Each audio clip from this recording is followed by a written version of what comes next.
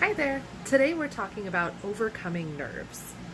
And I just want you to understand that nerves are a really natural thing.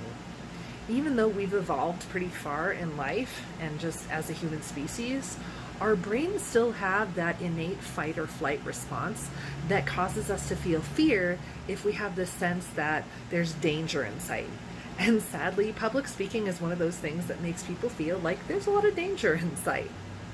So, there's this thing called an amygdala hijack where your amygdala is actually where that fight or flight response happens. And this is where, once you have fear around something you have to do, this is where you start feeling the nerves and the heart racing and the sweating and the clammy palms, all of those things, because your brain evolutionarily is telling you run. But we're better than that. We know that things aren't as unsafe with public speaking as the brain may think that they are.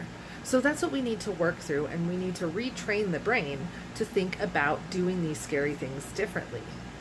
One of the simplest tips is to breathe.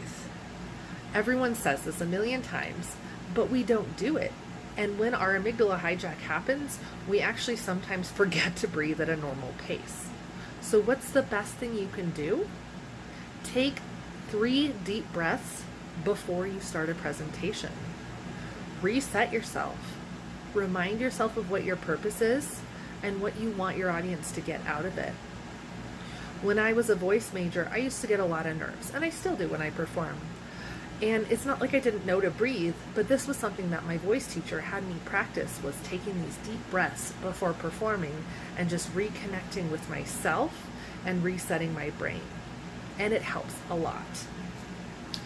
Doing something scary, whether it's every day and it's something small, or you've got bigger things you try, is a way to practice tricking your mind into a place of not being fearful, and can translate to helping you with your presentations. If you do meditation, that's another really great way to calm your brain. There's actually a podcast out there called Meditation Minis. You can go to meditationminis.com if you want. Shell Hamilton is the owner of that site, and her meditations are pretty much all less than 10 minutes, and they're fantastic and focused on different things you might struggle with. So I fully encourage you to check that out, and it's completely free.